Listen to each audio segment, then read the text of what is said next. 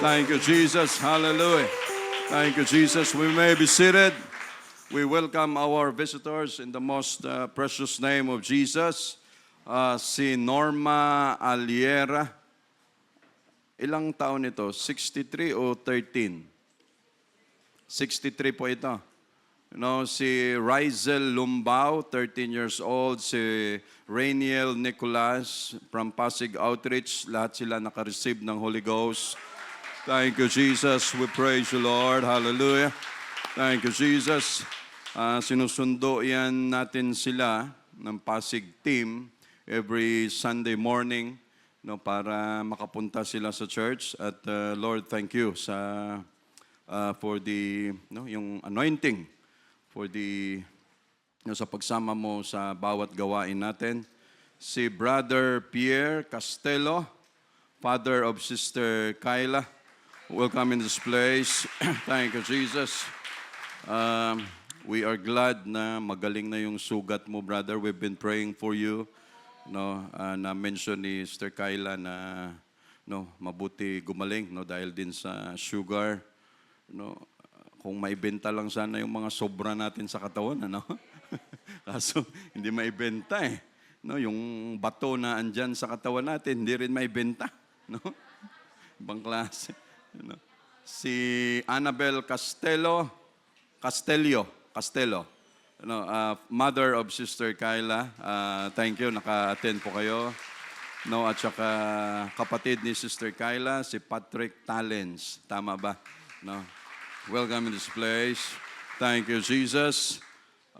Kasi nung last Thursday, mayroon tayong activity dito, empowering our young people for a better tomorrow. So, ang discussion, ang bilis talaga ni Brother Roman. Yung mga natin sa mga young people, because they are the future of tomorrow. Sinisikap natin lahat na matulungan at malumaki ang ating mga young people with in accordance with the Word of God, kung paano sila kumapit na sa kanilang mga edad, ang kanilang moral and spiritual foundation ay matibay at tumibay na. Kasi lilipas din tayo rito, sila rin ang papalit. So ngayon pa lang, ini-empower, tinitibayan na natin sila na sila ay maging matibay talaga. So yan yung mga activities from 10 to 12 and then 1 to 2 ang plano dapat, pero hanggang 1 hanggang 4:30 yata inabot. Ganun pala. Kaya pala ang klase Sister Berge, ang tagal matapos, Kasi dahil sa dami ng discussion at lahat sila ay welcome na magsalita, question, opinion, lahat. And we enjoyed everything. Thank you, Jesus, sa mga elders, leaders natin na nakarating din. Nakadagdag, nakabigay kung anong mga dapat, yung mga discussion na hindi nagkakatugma ang opinion. Sila yung nagbabangayan sa likod. Pwede ba to? Hindi. Pwede ba to? Hindi. Ang hirap mag-balance. But Lord, thank you for it's all for your glory. Si Crisaline Marcaida, pamangkin ni Brother Felipe, Francine Marcaida, at si Maxine Marcaida. All the way from Batangas. Mga pamangkin ni Brother Philip. Si Sister Sheila Mansanto from Mindoro Church. Andito rin siya. Welcome, Sister Sheila. Kahapon nadaan na siya rito. Kasi may activity sila sa DPWH. So may dala-dala silang sasakyan. So ang saging, ang suman, ang bigas, all the way from Mindoro, nakarating dito. Sabi ko kay Brother Philip, papasuyo sana ako, papabili sana ng bigas. Hindi na, brother, nagpadala na ako ng bigas dyan. Sabi niya, para makabawi man lang. Sabi ko, sana lagi kang bumawi, Brother Philip. Sabi niya, brother. Kasi ganun lang naman, give and take. Pag may ibibigay, bigay. Pag may iaabot, abot. Pag may kukunin, kukunin. Ganun lang naman tayo rito. No, so thank you Lord sa kalusugan na binibigay mo kanila Brother Philip, kay Sister Trixie. No, sabi nga nila, talagang si Sister Trixie na ito kasi bumabalik na yung ingay niya. No, yung kanyang, sabi niya, ito na nga siya. No, naka-recover na. No, so thank you Jesus. Si Sister Arlene Rodrigo, sister of Sister Karen, nila Brother Arnel. Ito yung mama nila Sister Chloe, ano? So, from Saudi Arabia ka pa ba? No. Sa Qatar. No, so dumating siya nakaraang gabi. Sinundo nila Sister Babylin. So, thank you Jesus na naka-attend din siya. No, si Sister Nimpa from CIW, andito rin nakabalik. Thank you Jesus. We praise you Lord. No. Of course, all the way from Australia. Nasaan na si Sister Donna? Thank you Jesus.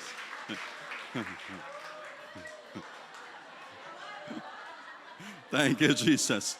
No. Nabalitaan mo yung Indian Airlines, Sister? No, yung air. No, grabe, no? And Lord, we are so thankful for your protection dahil marami sa ating mga kapatiran ang bumabiyahe lagi, no, aeroplano.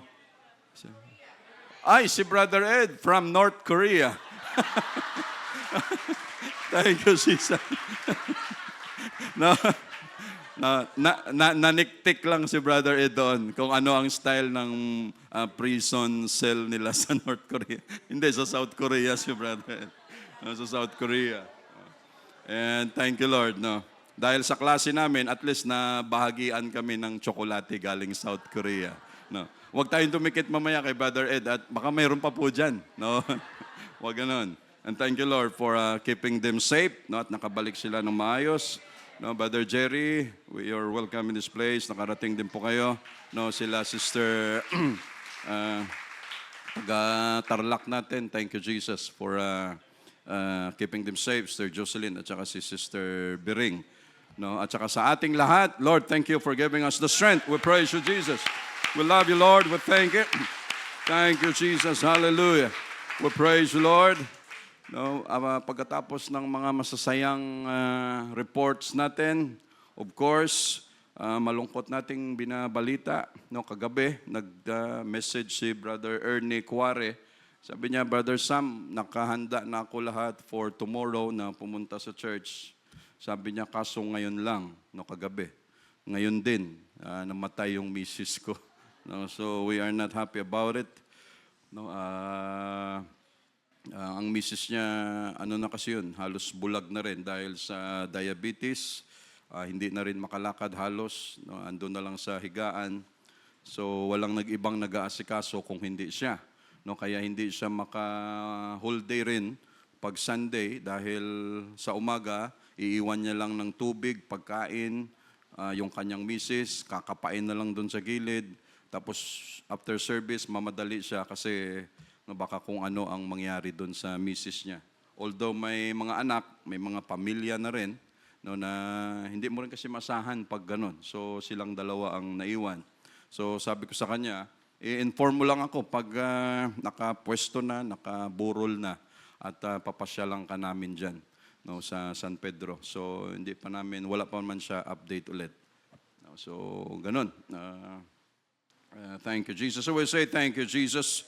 No, let's open our Bible in the book of Matthew. No, 10:44. No, sa relo natin. Matthew 19. May mga nakalimutan pa ba tayo? Wala naman na yata. No?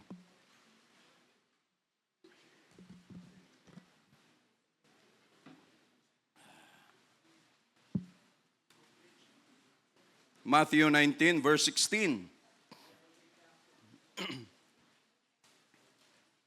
Ano, Brother Ricky? Hindi ka na late kahapon sa outreach.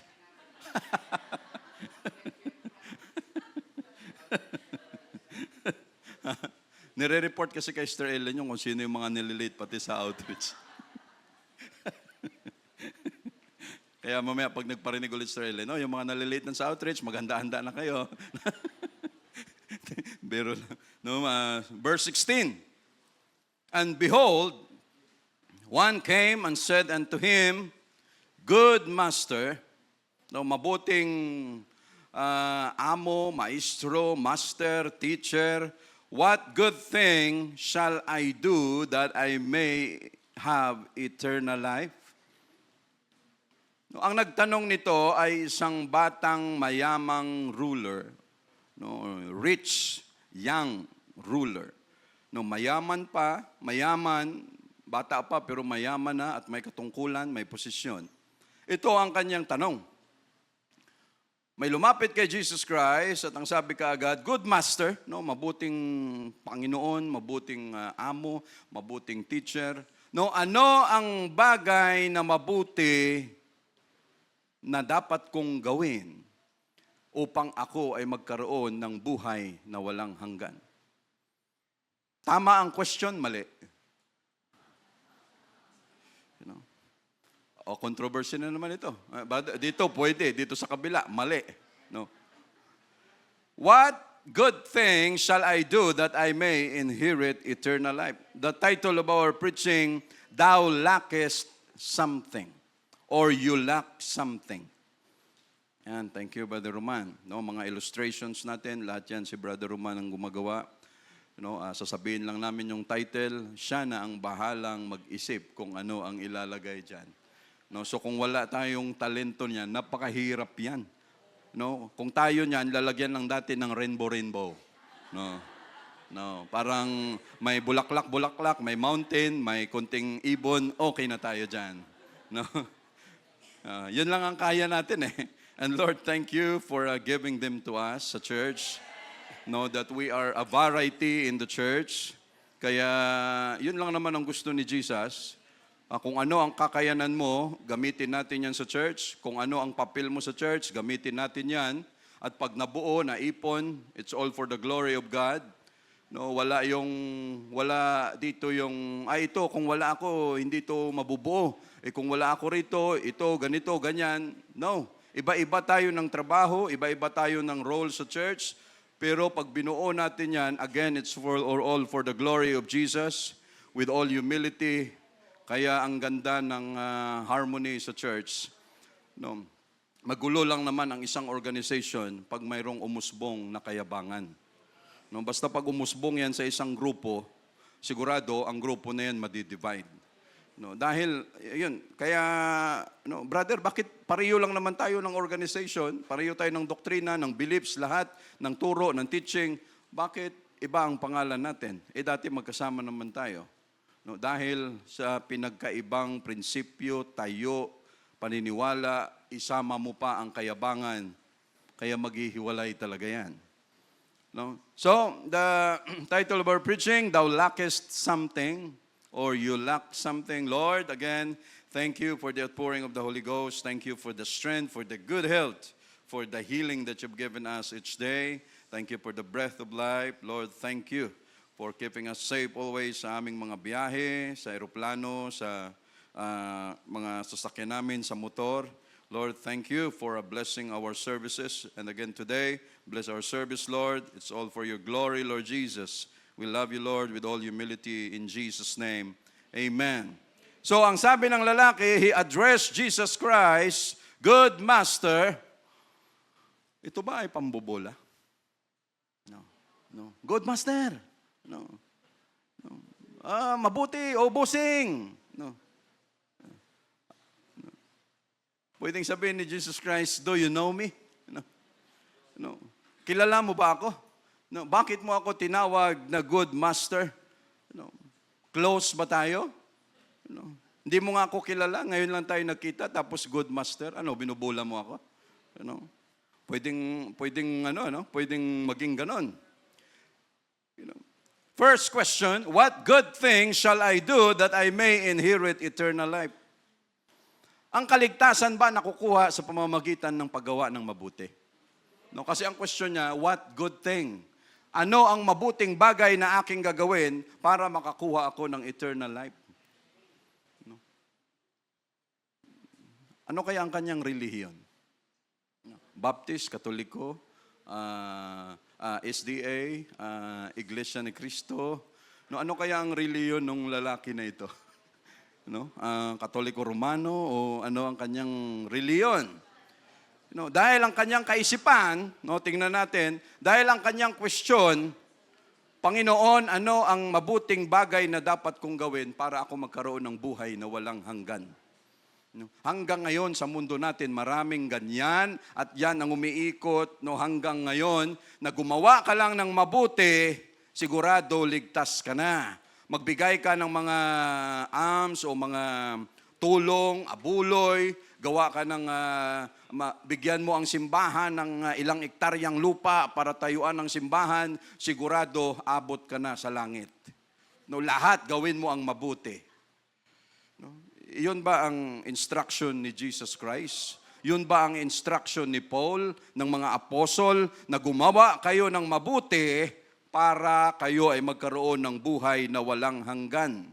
Kung yan ang paraan para ang tao makapunta sa langit, sigurado maraming makakapunta dahil maraming mga tao na mas maganda pa ang ugali kaysa sa atin ng mga apostolik. Pero bakit pinapunta si apostle, si disciple Pedro kay Cornelius? Cornelius was a devout man. Wala tayong sinabi sa prayer pa lang. Sa prayer pa lang, daig tayo ni Cornelius. Sa mabuting ugali, daig tayo ni Cornelius. Siya ay may posisyon. Pero anong sabi ng Diyos? Puntahan mo si Cornelius kasi sayang yung kanyang mga kabutihan na ginagawa sa harap ko kung yon manatili lang na mabuting gawa. Puntahan mo para ma-straight natin at ma-guide mo siya na hindi sapat ang paggawa ng mabuti para ikaw ay maligtas. Thank you, Jesus. Ang paggawa ng mabuti ay mabuti. Ang paggawa ng mabuti ay kailangan natin yan, provided ano ang unang dapat gawin. Mabaptize tayo in Jesus' name. Acts 2:38, makareceive tayo ng Holy Ghost, magsisi tayo sa ating mga kasalanan, dahil pagkatapos niya na dumaan tayo dyan, sa gospel, sa Acts 2:38, ang paggawa mo ng mabuti, katanggap-tanggap sa Diyos. Dahil hindi pwedeng ipalit yung paggawa ng mabuti sa gospel. Mas magaling ka pa sa Diyos, Lord, okay na itong mga ginagawa ko. Ba't ko pa kailangang magsisi? Ba't ko pa kailangang magpabaptize? Ba't ko pa kailangang mag-receive ng Holy Ghost? Na ito lang naman ang solusyon.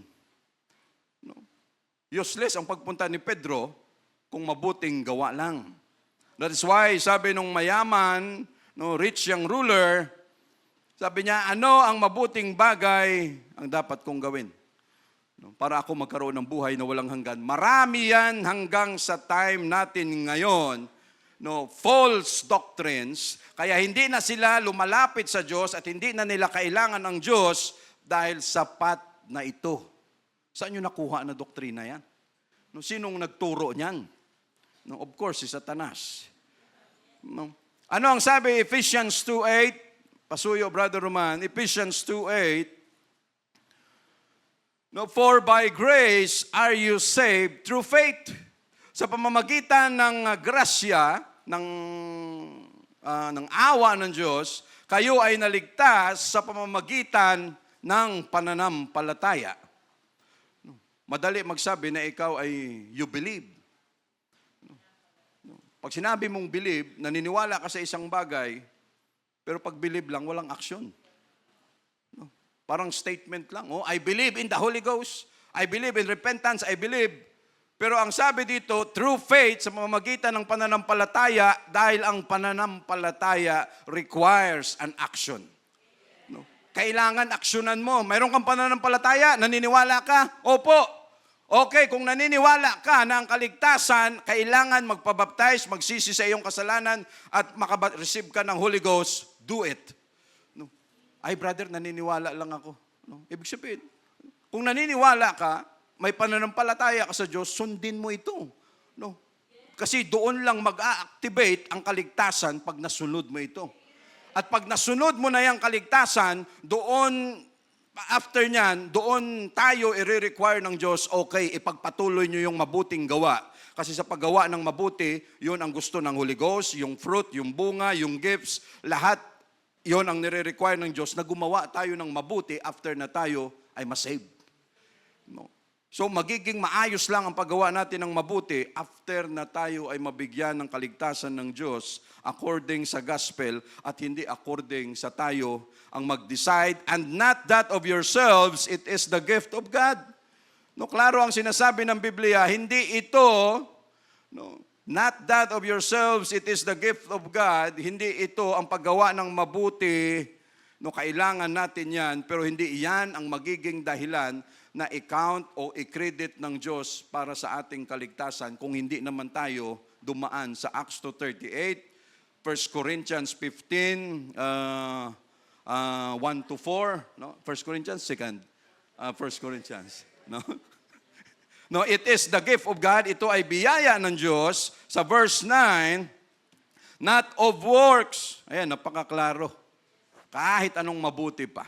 No, hindi dahil sa ating mga gawa, lest any man should boast. No, upang walang tao ang magmalaki na siya ay naligtas dahil sa siya ay mabuti. No, brother, ako talagang exemplary. No, talagang summa cum laude. No, yung mga ginagawa ko sa harapan ng Diyos, pagising ko pa lang, brother. No, madaling araw. Pag umpisa ng alauna, madaling araw, nag-uumpisa na ako mag-pray. No, pagdating ng alas 3, nagpe-pray ako ulit. No, pagdating ng alas 6, nagpe-pray ako ulit. Pagdating ng alas 6, nagpa-fasting na ako niyan. No, wala kang sinabi, brother. No, no. Tapos pag malaki natin sa Diyos, na Lord, napakabait ko sa harapan mo. No, alam mong masama pa, pag ang tao tumanda na, automatic, very close na sa Diyos. No, kahit sa probinsya. No, yung mga makakausap mo matatanda, no, ay tuto, no, tutoy, no, mas matanda ako sa iyo. No, mas marami akong alam sa iyo. No, yung bang pag malapit ng mamatay, may mga edad na, ang feeling nila, sigurado langit na sila. No, ganun ang marami sa mga matatanda, ganun ang thinking. No, kung lahat lang naman ganun, magantay na lang tayong tumanda. Para sigurado. But again, not that of your works, lest any man should boast. No, sinigurado ng Diyos na hindi ito dahil sa ating mga gawa, kaya tayo naligtas. No, ito ay dahil sa biyaya, sa awa ng Diyos, no, na ibinigay niya sa atin. No, give and take. May awa ka, may awa ang Diyos sa atin, para ma-avail natin yan, okay, dapat magkaroon ka ng pananampalataya sa akin. No, give and take relationship. No, so mahirap ang umasta, no, na alam natin lahat. No, mahirap ang magyabang na matalino tayo. Why? Isang supalpal lang, pahiya tayo kaagad. You know, itong rich young ruler, no, it is more better to stay humble always. May pera, may talino, may career, may posisyon, may talent. We must stay humble. Because God resisted the proud and giveth grace to the humble. No. Itong rich young ruler, no, saan niya kayo nakuha ang ganitong klaseng teaching, ang ganitong klaseng doktrina? Basta gumawa ka ng mabuti, no, you believe with all your heart, no, accept God, accept the Lord, ligtas ka na. Ano? Mga doctrines na hindi dapat, no, good works. No. The rich young ruler believed that there is eternal life, life after this life. Many believe in eternal life or life after death, but seldom but few that ask it.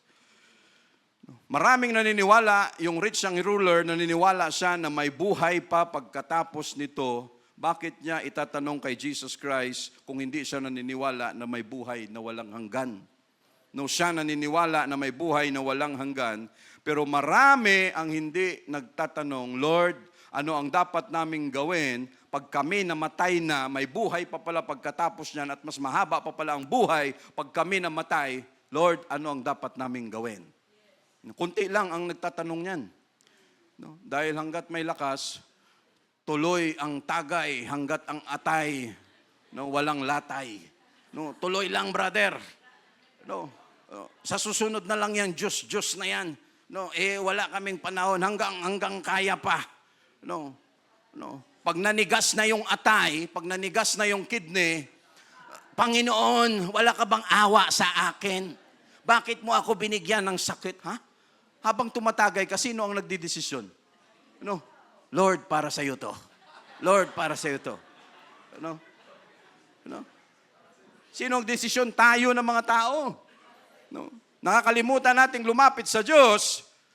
Pero pag andun na ang lahat, 50-50 na, 50-40, 60-40, no? Instead na lumapit sa Diyos for His mercy, ang gagawin natin ng mga tao, sisihin pa natin ng Diyos. No? Grabe tayo ng mga tao. Ano? Tapos sasabihin mo, Lord, ikaw naman naglikha sa amin eh. No? Ibang klase tayo ng mga tao. No? No, that is, and He said unto him, sabi ni Jesus Christ, why callest thou me good? No, bakit mo ako tinawag na mabuti? There is none good but one.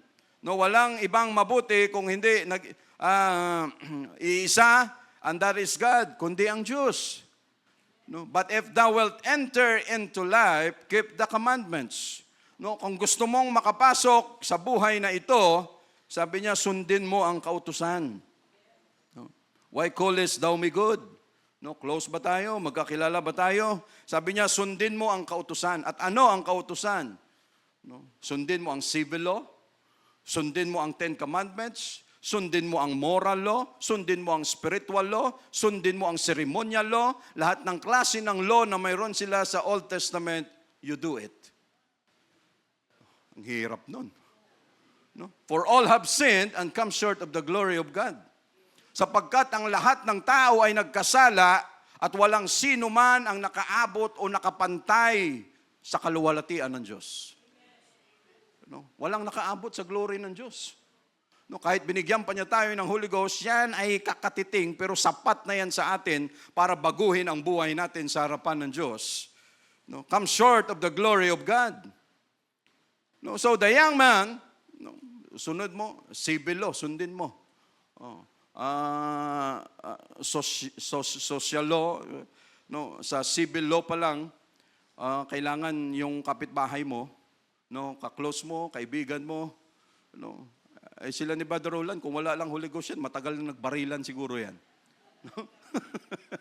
Doon sa kapitbahay nila. No, yung kapitbahay na lahat, time will come, magpasalamat ka sa kanya, Brother Roland, because he or she is your patience builder. No, you will fly. No, no, yung bang gigil ka na, sundin mo, civil law. No, hindi mo magawa ang gusto mo. No, mayroon pang moral law.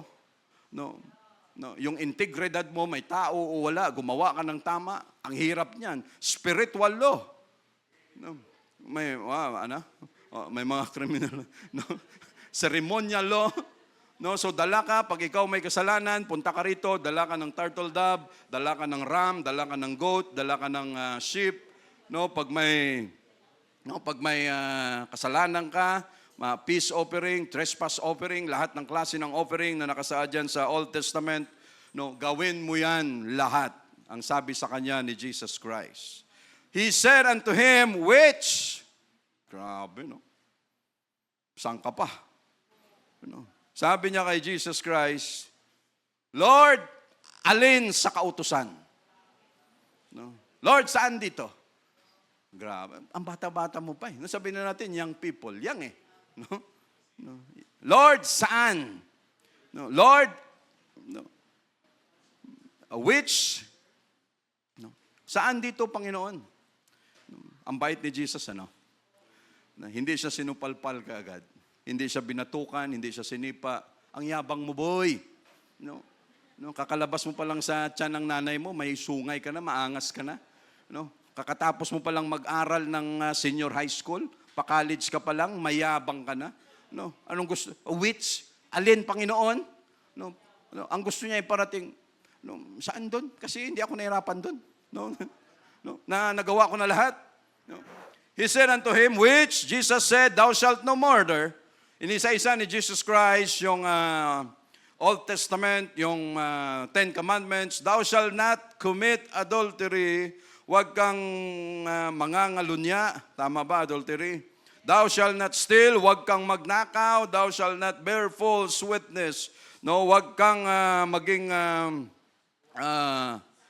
saksi na no, na hindi tama, no, na panlilinlang, na kasinungalingan, huwag mong gawin yan. Honor thy father and thy mother. No, i-honor mo, respetuhin mo ang iyong nanay, tatay. Thou shalt love thy neighbor as thyself. Mahalin mo ang iyong kapwa, no, kagaya ng iyong sarili. No, meron bang nakasunod sa Ten Commandments? No, wala. No, kung may nakasunod sa Ten Commandments, hindi na kailangan bumaba pa ni Jesus Christ. No, para tayo ay maligtas. No, pero walang nakasunod. It's only Jesus who fulfilled the law doon sa cross. No, Jesus and the young man said unto him, all these things have I kept from my youth up. No. Hello. Lord! No. No, parang sinabi niya kay Jesus Christ, Master, Teacher, no, napakadali sundin ng mga sinabi mong kautusan. No. Hindi mo ba alam na summa cum laude ako dyan? No. Hindi mo ba alam na magna cum laude ako dyan? Lord, wala na bang mahirap-hirap dyan? No. Kasi no, sabi niya, mula bata pa ako, nasunod ko na yan, nagawa ko na yan. No. Sana hindi na lang dumating si Jesus Christ, ano? Nagawa niya na pala lahat ng ito. Tayo, tatanda na lang sa mundong ito. No. Hindi pa natin lahat masunod ito. Mamamatay na lang tayo sa mundong ito, hindi natin lahat mapupulfill, ma-accomplish na hindi tayo nagkakamali sa pagsunod ng mga kautusan. No, pero itong lalaki na ito, Lord, no, mula bata ako, nasunod ko na yung mga kautusan na yan, I fulfilled the law, nagawa ko na yan, hindi ako nahirapan dyan. No, sino kayang magulang nito? No. No. Ang ganda ng pagpapalaki sa kanya, no? Ang taas ng self-esteem. No? No? Napaka-perfecto. No? Nagawa niya na lahat. No? No? Walang hiya-hiya, walang duda, Panginoon, yan ay nasunod ko na lahat ang kautusan. No? Mula pa nung ako nung bata hanggang ngayon, nasunod ko na yan without question. Panginoon, no? What lack I yet? No? Panginoon, ano pa ang dapat kong gawin? No, kasi I fulfilled that. Yung mga sinabi mo, nasunod ko yan. Sabi niya, ano pa ang kulang ko, Panginoon? No, ano pa ang dapat kong gawin? No, may kulang pa ba? Grabe. No, wala tayong ibang nakita dito, no, na ganito ang sagot kay Jesus Christ kung hindi itong rich young ruler lang. No? Na nagawa niya na yan. No, malakas ang kanyang loob. No? Kung tayo gumagawa nito, sigurado hindi na tayo pupunta sa church. No? Sigurado hindi na tayo makikibaka dito, pupunta tayo on a Wednesday, pupunta tayo on a Sunday, whole day tayo dito hanggang gabi. Sigurado kung ito na pupulfill natin, hindi na natin kailangan bumalik dito. No? Dahil ang dating niyan, Lord, I fulfill all that. Nagawa ko na yan lahat. Lord, ano pa ang kulang? No? May sabi ni Jesus Christ, sa haba ng pasensya ni Jesus Christ, no, sabi ni Jesus, okay. No, sabihin na nating totoo ang sinasabi mo. Sabihin na nating nakapasa ka, no, sa sinasabi kong commandments. Okay. No, ganito ang gawin natin. No, the young man said, okay, said unto him, all these things have I kept from my youth up. What lack I yet? Ano pang dapat kong gawin, Panginoon? Ano pa ang kulang? Ano pang dapat kong i-fulfill? Jesus said unto him, if thou wilt be perfect, okay. Kung gusto mong maging ganap, okay. I'll give you another test. No, tingnan natin. No, pagalingan tayo dito. No. No, if thou wilt be perfect, okay. No. Tingnan natin. No. Go and sell that thou hast. Sabi niya, lahat ng mayroon kang kayamanan, ibenta mo, no? Lahat yan, ibenta mo, and give to the poor, lahat ng mapagbentahan, no? Dalhin mo rito, ipamigay mo sa mahihirap, give to the poor, and thou shalt have treasure in heaven, and come and follow me. No? Lahat ng pinagbentahan mo, dalhin mo rito, tapos ipamigay natin yan sa mahihirap, no, para ikaw ay magkaroon ng kayamanan doon sa langit, No, pagkatapos niyan, bumalik ka rito at sumunod ka sa akin. Maluloko ba natin si Jesus Christ? No? Alam ba niya na nagwo-worship tayo na may ginawa tayong kalokohan? Alam niya. No? No? Alam ba niya na may nakumit tayong hindi maganda? Tapos tayo nagwo-worship dito? Alam ba niya may pagkukulang tayo? Alam niya yan lahat. No? But God has so much in mercy. No? So much understanding that He has given us, no, na kaya niya tayong palampasin. No, na kaya niya tayong pagbigyan. No, Lord, wala namang ganyanan. No? Pwedeng ganun, ano? No?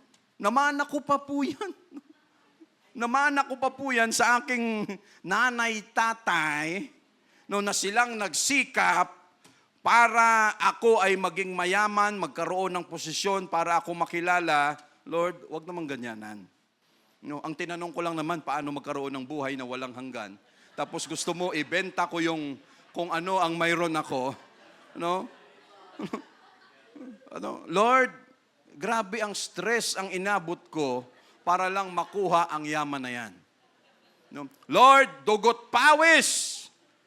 No? Kung ano ang mayroon ako ngayon, kaya ako umasenso, dugot pawis ang binigay, ang nilaan ko dyan para makuha ko kung ano ang mayroon ako ngayon. Lahat yan, pinaghirapan ko, Panginoon. Tapos ibibenta ko lang at ipamimigay sa mga mahirap. Ano ako? Uto-uto? No? Lord, ano ako? No, ba't ko gagawin yan? Nagtanong ka eh. No, nagtanong ka kung anong dapat gawin. Sinabi ko sa iyo ang lahat ng kautusan, ang sabi mo, ginagawa mo yan. So, nagtanong ka kung ano ang kulang, sinagot kita kung ano ang kulang. What lackest thou? Ano pa ang pagkukulang ko? Ano ang sabi ni Jesus Christ? If you ask anything, I will do it. No, and if you ask something, I will answer you. No, nagtanong ka, sinagot kita, ayaw mo ang sagot. No, at marami sa atin, we pray and we pray, at pag sumagot ang Diyos natin, hindi natin gusto ang sagot. At pag ayaw natin sa sagot na yun, Lord, wag na lang. No? No. Lord, joke lang. No? Lord, biro lang. No, dahil ayaw natin. No, kung ganun lang naman, Lord, ayaw ko na, alis na lang ako dito. Anong ginawa ni Jesus Christ? Bullseye. No, akala mo malamangan, maisahan mo ako. No, tingnan natin. No, kung ano ba talaga ang pinaka-issue mo. Kung ano ang kulang sa iyo, what lackest thou? No, you lack something, ito ang kulang sa iyo. No, akala mo na perfect, nabuo mo na yung exam, yung 10 Commandments, no, perfecto, pasado ka diyan, pinagbigyan lang kita. No, punta tayo sa church, akala natin ang Diyos ang may kailangan sa atin. No, pagdating natin dito sa church, di pa tayo nabigyan ng Holy Ghost. Akala mo parang sino ka eh. No? No, ngayon, hindi matapos-tapos yan kung i-impeach o hindi ang gobyerno natin. No, samantalang ang Israel, nagpapalipara na ng mga ballistic missile. Ano? Yung sitwasyon nila sa ngayon. But Lord, we are so thankful we can still worship Him. No, we can still praise Him in this moment. No, na samantalang ang ibang bansa, no, daang-daang, no, nagliliparan yung mga ballistic missile coming from Iran. No, dahil ang ginawa ng mga Israelites, inuna lahat ng mga nuclear plant, nuclear facility, inuna na ng mga Israelites dahil alam nila na pagsakali yon ang magagamit ng mga Iranian paggamit ng nuclear bomb na pwedeng magamit sa kanila. Kaya yun ang mga inuna nila. Yung mga facility sa ilalim ng lupa. No, hindi mo makita doon sa taas kasi ang facility ng mga nuclear plant sa Iran, lahat andon sa ilalim ng disyerto, hindi mo makita. No? Pero lahat ng kanilang mga missile coming from Israel, no, mga ground penetrating na klase ng mga missile yon. Ubos yung mga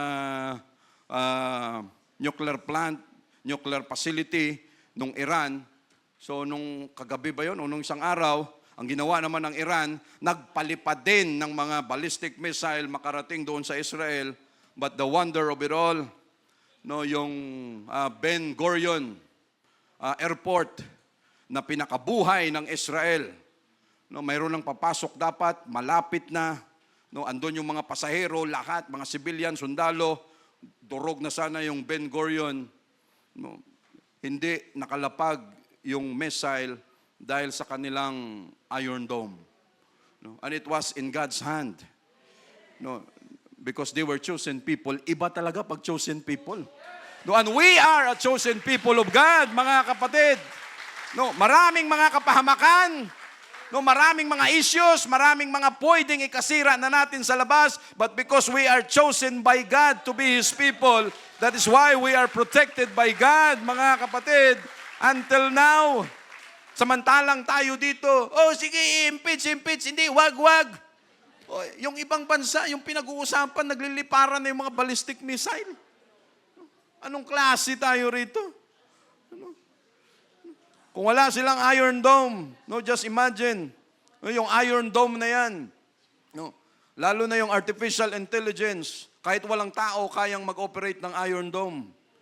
No, lahat ng missile na papunta sa Israel, andyan ang Iron Dome na nadidetect na ng Iron Dome na ang missile na ito babagsak sa open space, hindi na yon papaliparan ng Iron Dome ng missile kasi open space.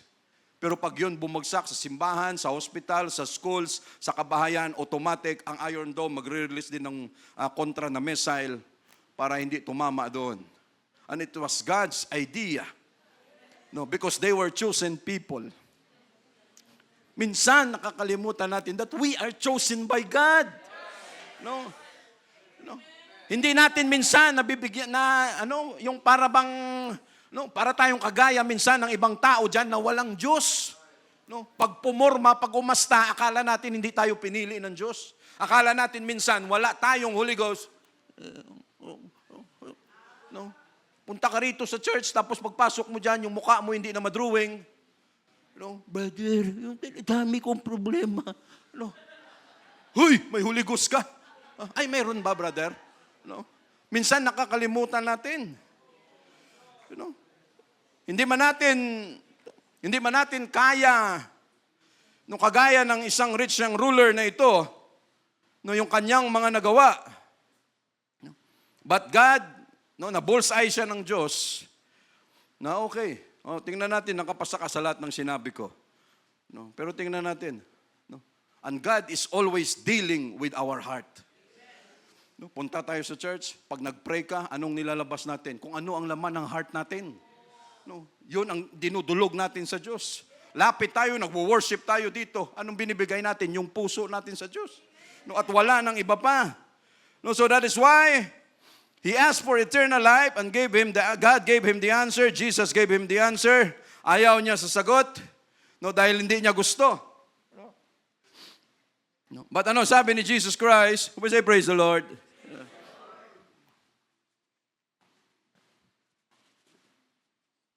Jesus said unto him, sa verse 24, 22,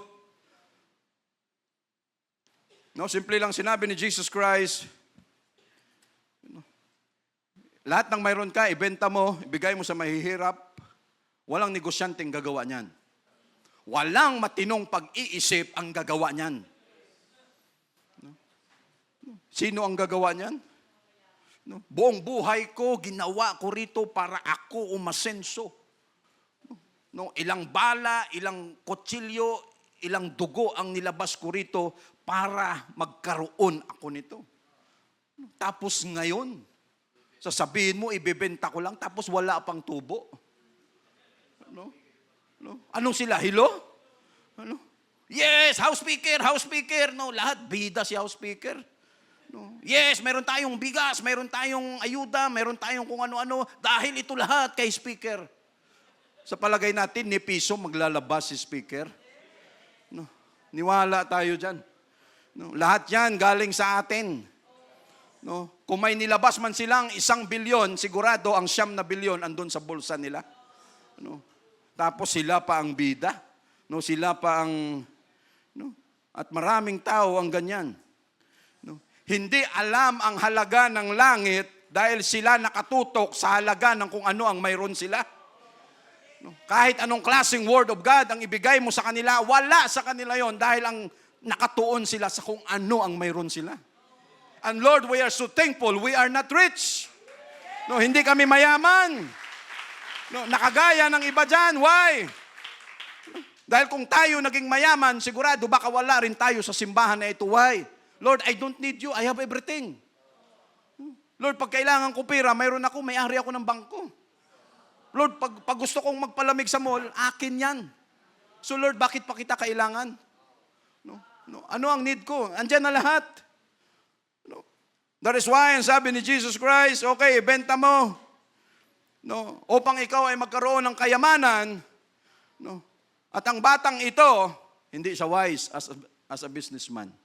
No, hindi niya nakita yung ROI, return of investment ba? No, why?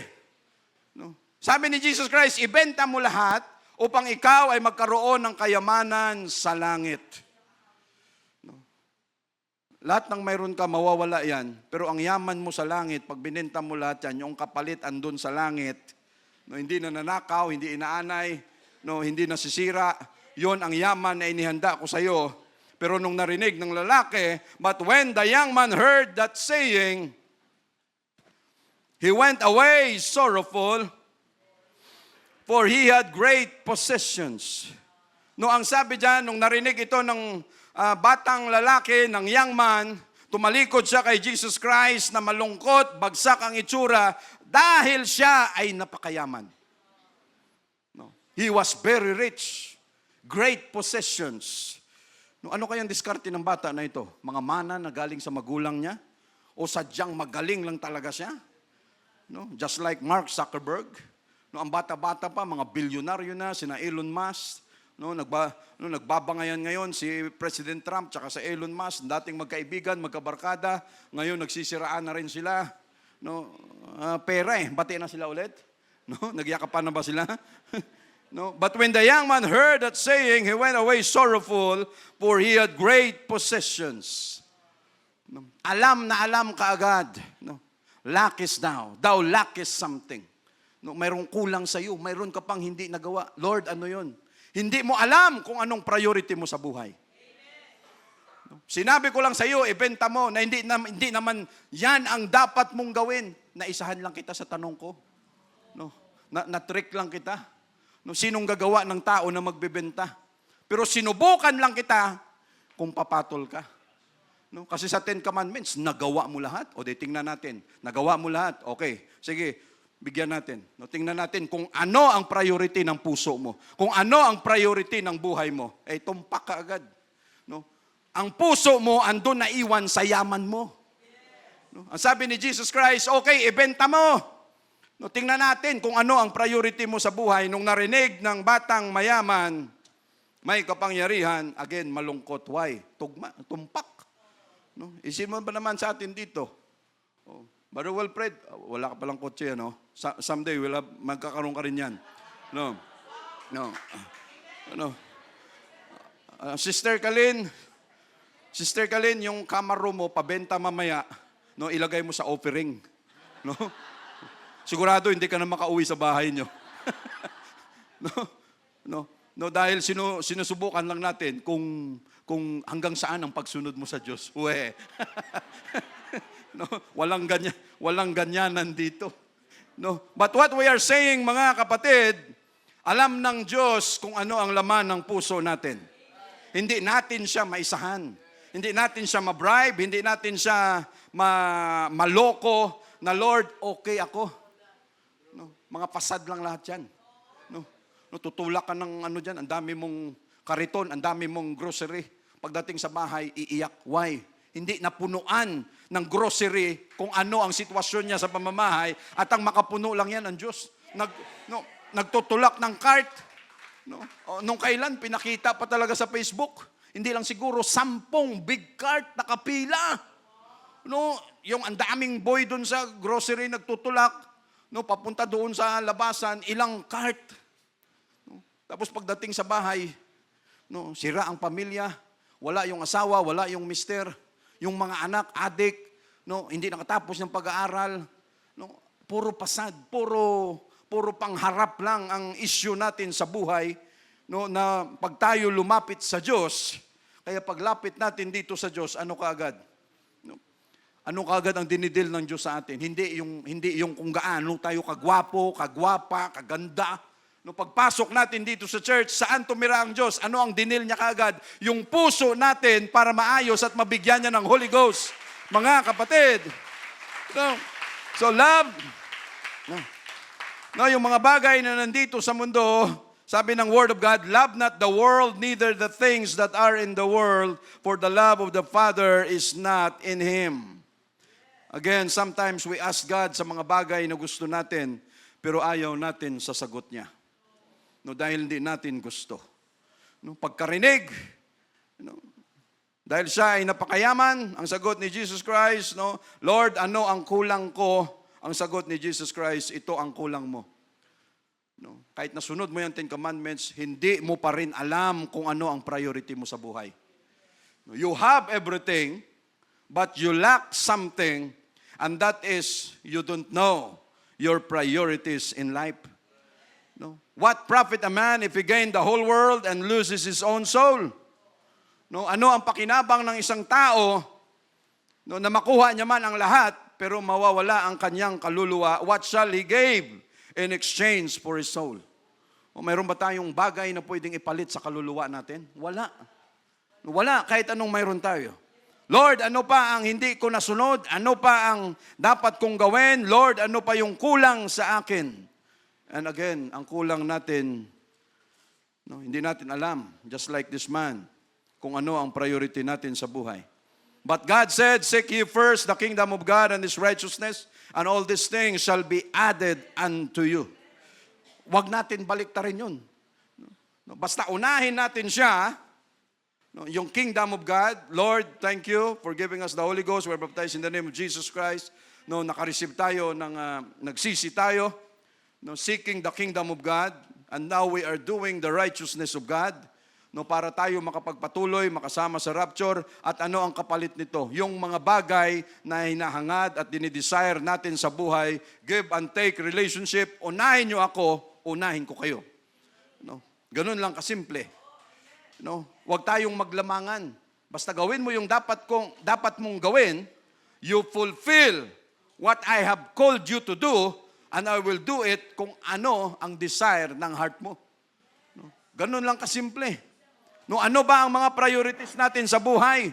Ano ba ang mga dapat mauna? God is a jealous God. No, at ang gusto niya, siya ang nauuna, at yun naman talaga ang dapat. Laging Diyos ang mauuna. No, hindi huli ang buhay natin. No? Pero tayo, litong-lito sa buhay kung ano ang mga dapat nating unahin.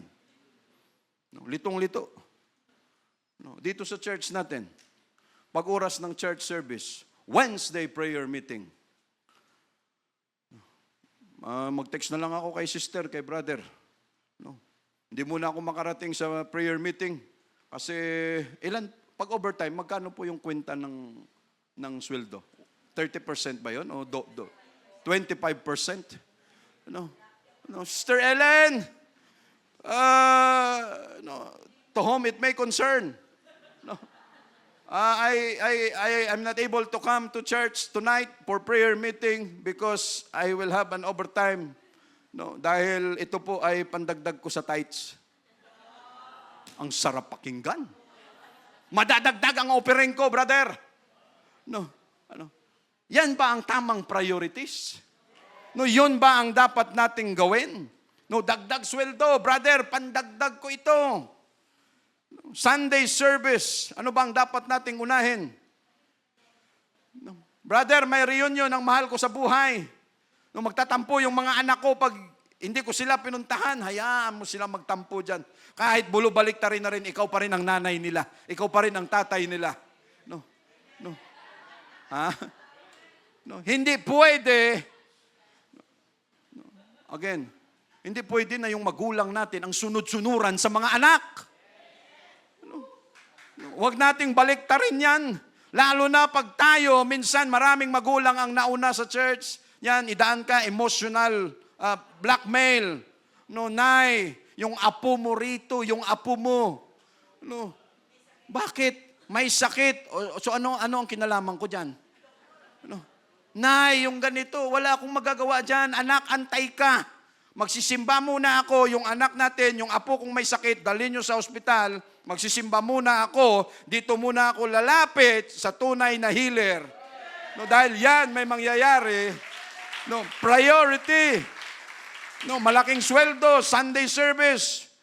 No, family reunion muna sa school o sa opisina o ano pa ang pwedeng mayroon dyan. No, team building, negosyo, pwedeng pagkakitaan. Tapos idamay natin na wala na tayong time sa Diyos. Ano ang kulang natin? Prioritization. No, ano ba ang dapat mauna? No, pagising pa lang natin sa umaga, malakas ka, mayroon kang hininga, may oxygen, hindi mo binibili ang oxygen, nakakakilos ka pa, may kape, may pagkain, lahat. No, sapat na yan, mga kapatid, for us na ibinigay sa Diyos. Why? No. Ano ba ang priority ng Diyos sa mundong ito? Anong sabi niya? You are the apple of my eye. No. Bawat pagising natin, ang Diyos natin nakatutok na sa atin. No, kahit hindi pa tayo magsabi sa Kanya na, Lord, thank you for the breath of life again. Lord, thank you for the strength that you've given me. Lord, thank you for your guidance all throughout the day. Kahit hindi pa tayo nakaganyan, still, ginagawa ng Diyos ang kabutihan niya para sa atin, mga kapatid. No, what lack is thou? No. And let us be fair with our God. Maging patas tayo sa Diyos natin. Lord, binigyan mo ako ng lakas today. Okay, I will worship you. Lord, binigyan mo ako ng lakas. I will praise your name. No. Lord, binigyan mo ako ng lakas ngayon, pero mas importante yung pera sa labas. No. No. Dahil pag pumunta ako sa church, no, bawas sweldo. No, pag-aatin ako ng service, mawawalan ako ng kita sa negosyo. No, parang sinampal natin yung Diyos. Lord, hindi mo ako kayang i-provide. Kaya ako ang gagawa ng paraan para makakain ako. No, ilang bibig ka ba? Ilang ulo? Isa ka lang. No, hindi mo naalala yung pinakain ko sa disyerto? No, 6 million plus na mga tao. Kaya ko silang pakain. Walang palay doon, walang tanim doon, walang tubig doon. But I will able to feed them. Ikaw pa kaya? But it will take faith. No, na maniwala at kumilos na kaya ng Diyos natin yan, mga kapatid. We say, praise the Lord, malapit na tayo. No? Pagdating ng sweldo natin, no? Ano, ubos? No? No? Kawawa naman, ubos ka agad. No? No? Ano ba ang priority natin dyan? No? Pagdating ng sweldo, iPhone agad ang nasa isip. No, ano ba ang dapat mauna? iPhone o tithes? No. Imposible o posible bang kalimutan ng tithes? Pagkuha natin ng mga blessing na binibigay ng Diyos, paghawak na natin, ano kagad na sa isip natin? Akin talaga to. No? Pinaghirapan ko ito. Well, sinakripisyo ko yung ilang linggo, hindi ako pumunta sa church. No, dahil ang daming overtime, ang laki ng offer. No, sakripisyo ko yun, kaya akin talaga to. No, posibleng makalimutan ng tithes? Posible. Bakit posible? Kasi sinasadya eh. No, sadyain mo na magawa yan para posible. No, na mangyari. But again, what is our priority? Ano ang dapat nating unahin? What lackest thou? Ano ang pagkukulang natin na dapat pa nating gawin? No, verse 23, then said Jesus unto his disciples, verily I say unto you, that a rich man shall hardly enter into the kingdom of God. Ang sabi ng Panginoon, ito tandaan ninyo ng mga disciples, napakahirap sa isang mayaman ang pumasok sa kaharian ng Diyos. Napakahirap. Hindi niya sinabing imposible. No, just imagine. No, si Lusyutan, makareceive ng Holy Ghost, mabaptize in Jesus' name. No, magsisi sa kanyang kasalanan. Imagine, si Elon Musk makareceive ng Holy Ghost, si Mark Zuckerberg makareceive ng Holy Ghost, umattend dito sa atin. No, binigyan ng Diyos ng Holy Ghost. No, nagpatuloy. Tapos nagturo ang teacher dyan sa new convert. No, nagturo ng tithes. No. No, ano ang sabi ng Panginoon? Napakahirap sa isang mayaman ang makapasok sa kaharian ng Diyos. Why? No, just imagine, magturo si Teacher Kalin, si Sister Susan.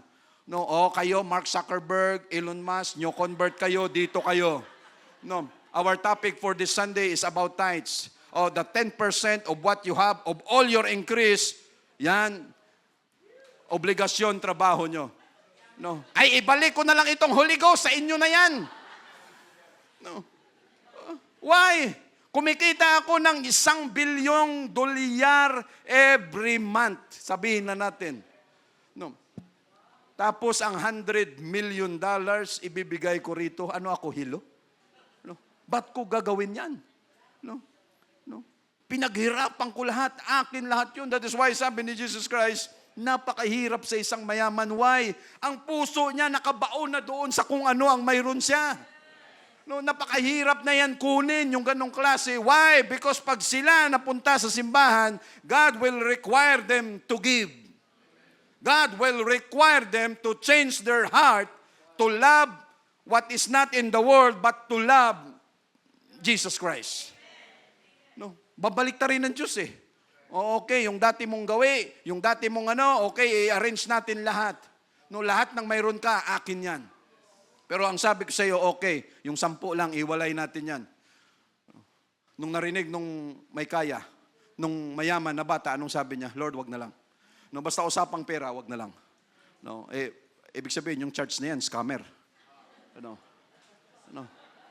Lord, okay na. Okay na ngayon. Hirap na nga ako sa pagsunod ng 10 Commandments. Tapos, kung anong mayroon ako, ibibigay ko pa dyan.